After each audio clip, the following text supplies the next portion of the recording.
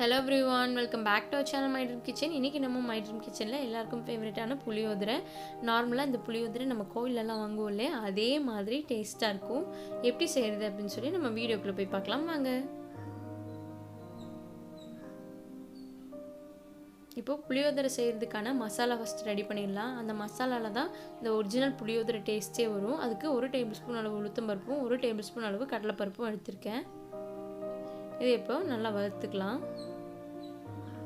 இது இப்போ நல்லா செவந்து வந்துருச்சு. கேமரால பார்க்க டார்க்கா இருக்கு.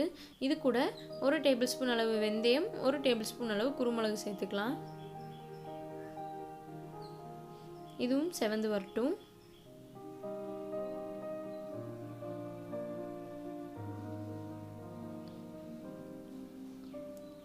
இப்போ நம்ம இது கூட 1 டேபிள்ஸ்பூன் அளவு சீரகம் அதே மாதிரி 1 டேபிள்ஸ்பூன் அளவு மல்லி இதையும் சேர்த்து நல்லா வதக்கிக்கலாம்.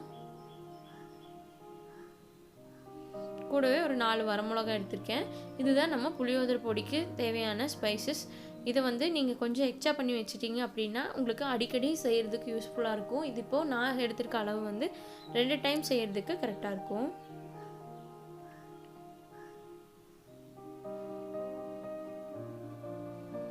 இது எல்லா ஸ்பைசஸுமே சேர்ந்து நல்ல மனம் வரும். அப்போ வந்து நீங்கள் இதை ஆஃப் பண்ணிக்கலாம். இப்போ ரெடி ஆயிடுச்சு. ஆஃப் பண்ணிட்டு மிக்ஸி ஜாரில் ட்ரான்ஸ்ஃபர் பண்ணி பவுடர் பண்ணிக்கலாம். இப்போ இதை பொடி பண்ணி எடுத்துக்கலாம். அதுக்குள்ளே நம்ம இப்போ புளியோதரைக்கு தேவையானதெல்லாம் தாளித்து எடுத்துக்கலாம். இப்போ நான் ஒரு 5லேருந்து 6 டேபிள் ஸ்பூன் அளவாக கொஞ்சம் எண்ணெய் அதிகமாகவே எடுத்திருக்கேன். புளியோதரை அப்படிங்கிறதுனால நல்லெண்ணெய் எடுத்திருக்கேன். நல்லெண்ணெய் சூடானதும் கூடவே கடுகு பொரிஞ்சு வந்ததும் 1 டேபிள் ஸ்பூன் அளவு உளுத்தம்பருப்பு 1 டேபிள் ஸ்பூன் அளவு கடலைப்பருப்பு இதுவும் நல்லா பொரிஞ்சு வரட்டும். நல்லா கோல்டன் ப்ரௌனில் வர்ற மாதிரி பொரிச்சு எடுத்துக்கோங்க. அப்போ தான் சாதத்தோட பார்க்கும்போது ரொம்ப கலர்ஃபுல்லாக இருக்கும். இப்போ நான் நடக்கடலை பருப்பு எடுத்திருக்கேன். நீங்கள் முந்திரி பருப்பு வேணுனாலும் இது கூடயே சேர்த்துக்கலாம். நான் நடக்கடலை பருப்பு கூட நிறுத்திட்டேன். இதுவும் நல்லா ரோஸ்ட் ஆகி வரட்டும். கூடவே ஒரு 4 வரமிளகா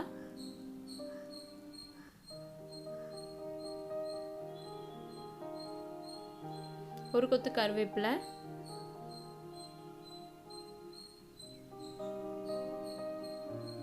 எல்லாம் நல்லா பொரிஞ்சு வரட்டும். நடக்கடலை பருப்பும் நல்லா கோல்டன் கலரில் வர மாதிரி வறுத்தெடுத்துக்கோங்க.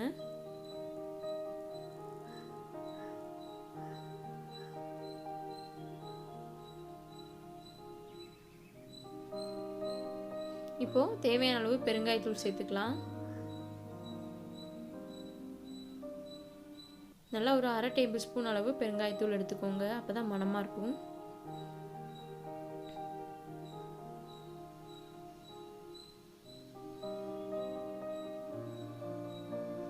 பாருங்கள் நல்லா செவந்து வந்துருச்சு. இந்த ஸ்டேஜில் நான் ஒரு எலுமிச்சப்பழம் அளவு புளி வந்து ஊற வச்சு கரைச்சி எடுத்து வச்சுருந்தேன்.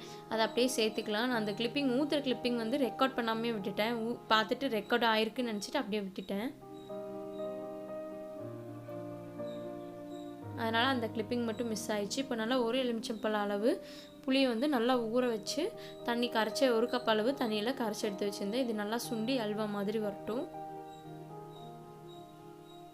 இப்போ நல்லா கொதிக்க ஆரம்பிச்சிச்சு. கூடவே கொஞ்சமாக மஞ்சள் தூள்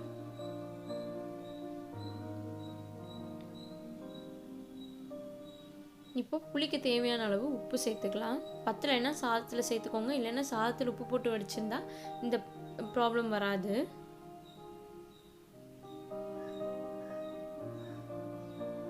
உப்பு வந்து எப்போவுமே புளியிலேருந்து கொஞ்சம் எச்சா தெரிகிற மாதிரி இருந்தால் மட்டும்தான் சாப்பாடுக்கு கரெக்டாக இருக்கும். அந்தளவு உப்பு சேர்த்துக்கோங்க. இதில்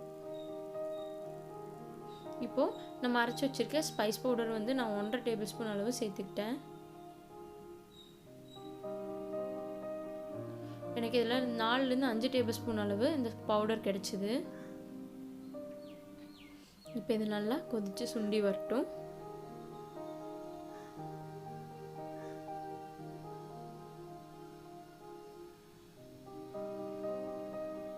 பாருங்கள் நம்ம புளி தொக்கு எவ்வளோ சூப்பராக ரெடி ஆயிடுச்சு அப்படின்னு சொல்லி.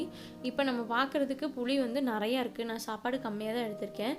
அதனால் புளி வந்து நான் கொஞ்சமாக தனியாக எடுத்து வச்சுக்கிறேன். இன்னொரு தடவை சாப்பாடு செய்யும்போது பெரட்டுற மாதிரி.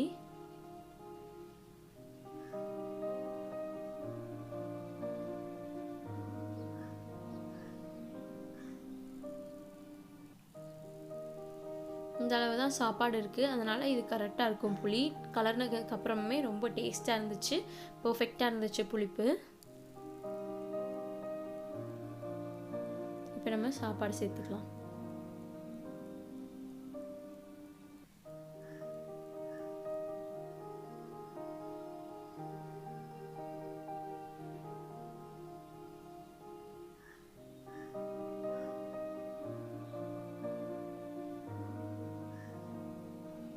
சாதம் ஃபுல்லாக எல்லா பக்கமும் படுற மாதிரி நல்லா கலந்து விட்டுக்கலாம்.